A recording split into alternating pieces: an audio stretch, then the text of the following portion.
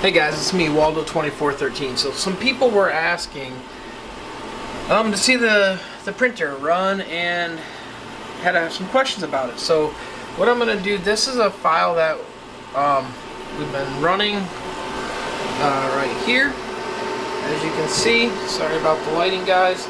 But it is actually these for our Bowling Green Strong shirts that we do for the tornado relief victim fundraiser.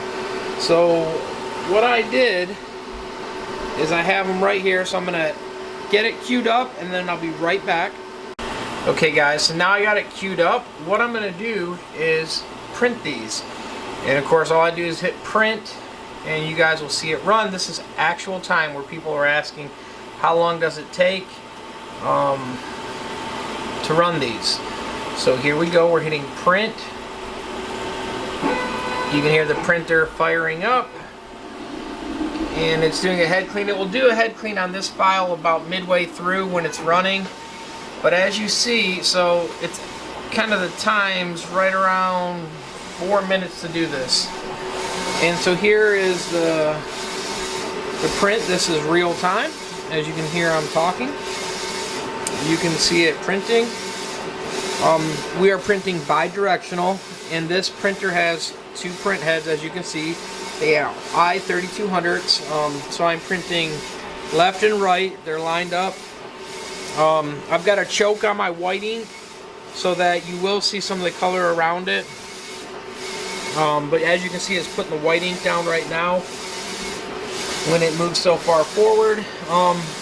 And you can have it go right to the edge. It's easier to put a little choke in case you're off on something.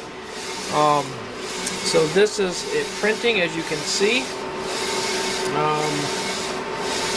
We're a little over a minute into the video. So like I said, this is actual time. These prints are almost 13 inches wide. It's a little bit shy of 13 by, I think, an 1/8 inch or so. So it is a 13 by 7 or 8 inch wide print. So it is a fairly large print. It's a front piece, centerpiece of a shirt. So it's made fairly big. It's not something really small. This is something that takes up a fairly large size. This paper, or the transfer film that I'm running, this is 24 inch wide. It runs witness lines down the sides. So normally when we're doing contract work for anyone, we only do 21 inches wide. As you can see, now it's going to do the head clean.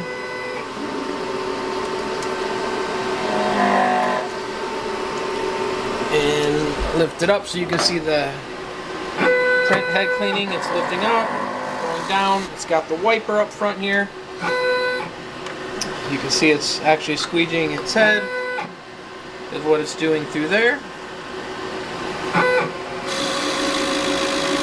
It's flushing. It's got a waste ink tank underneath it, guys.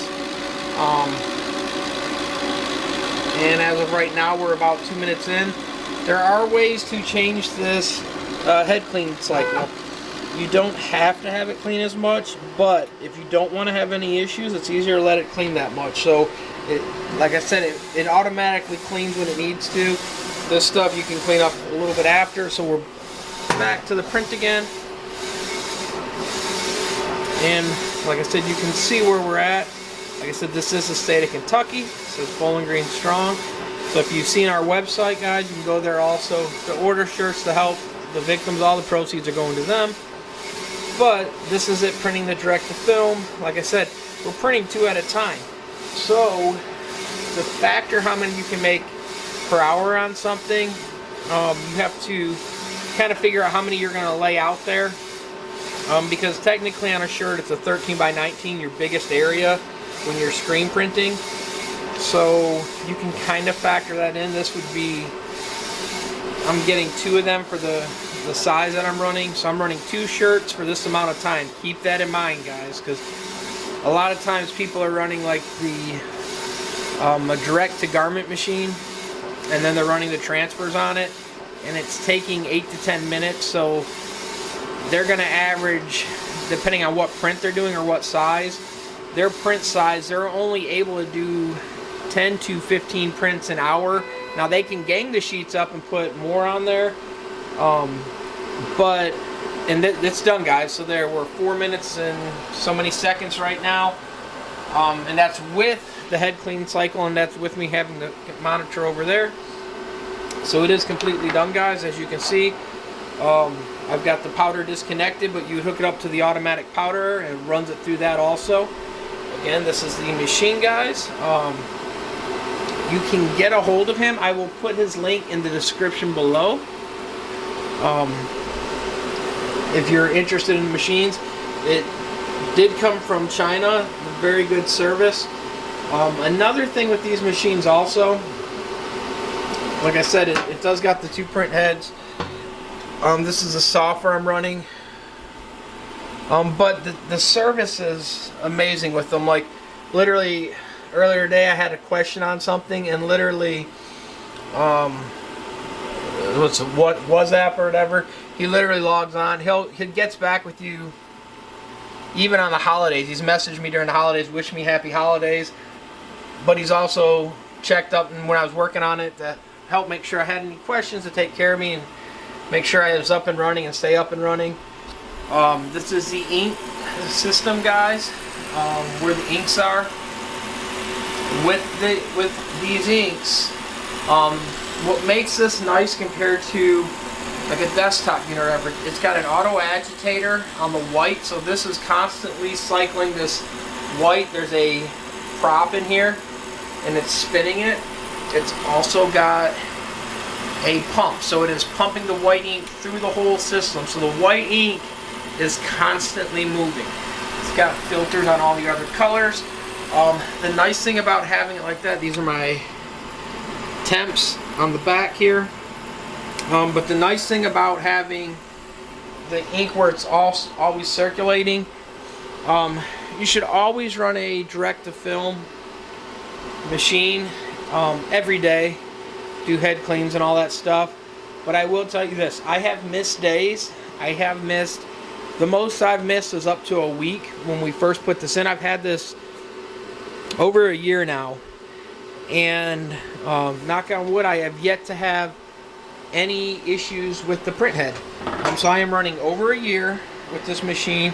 I have missed weeks of not doing head clean, but the nice thing is when you have this system, it is pumping it through. Now granted, you should run something every day on a direct-to-film, but if you do miss, this was a little bit more forgiving when you have the ink agitating system compared to if you don't. And like I said, you've seen the size of that. It's like 4 minutes to run that. You ran 2 prints, so even if you jacked it up to 5 minutes, you're getting 2 prints every 5 minutes. So you can kind of do the math of how many you can knock out every hour, depending on the size of it and all that. Because the area, the head's going to go back and forth. So you could fill this whole area up. It's still going to run the same. It's still going to go left, right, left, right. It doesn't matter if there's something only right here. It's not going to go here because it's printing the witnesses on both sides. So the head's going to travel that speed. So you can kind of get an idea of how much material you can cover within an hour or so. But that's it, guys. If you have any questions, let me know. People are wanting to see this run. And here's another thing. We'll run one more print. This print, I do not have it set up correct, so it's not going to run exactly what I need. This is a print that I changed a bunch of stuff on it after. And we put some other lines and all that on it. But we're going to run this one also, just so you guys can see. And this, like I said, it's not going to come out right, because I already know that. This was a print for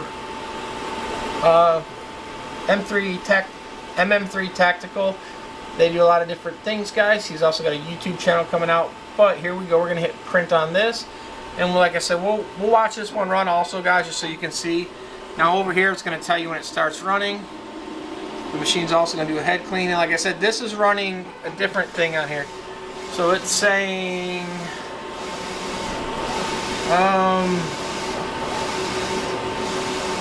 yeah, the time's counting down. We're down to 5 minutes. The time varies. Like I said, you can get a better time We started this right around 9 minutes on my clock here as I'm running it. But so you guys can see this one run too. Like I said, this one we had some other stuff running on it also, and the print honestly is not correct.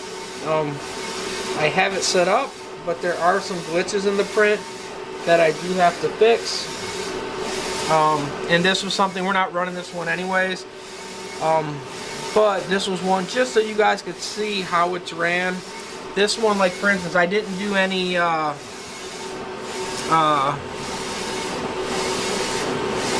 I didn't bring the white in any, contrasted in any, so it is printing right to the edge.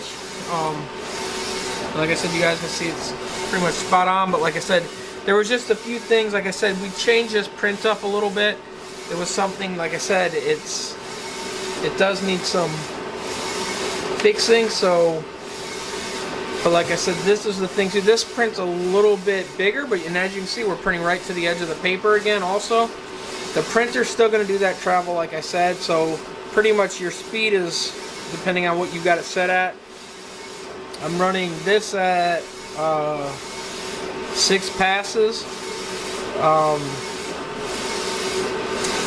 and that tends to be pretty good for what we're doing. Every so many inches, like now, like it did earlier, guys, it's going to do the head clean, so that's going to vary your time. There are ways to turn that off where it doesn't head clean as much, but it's easier to let it do what it's going to do. You will get better results by letting printers kind of do the head clean. You're not losing that much ink. If you think about it, when you're watching your little Epsons run, they're going to do head cleans that much too. It just might not be as noticeable. But like I said, the other thing too, these have heating elements on it.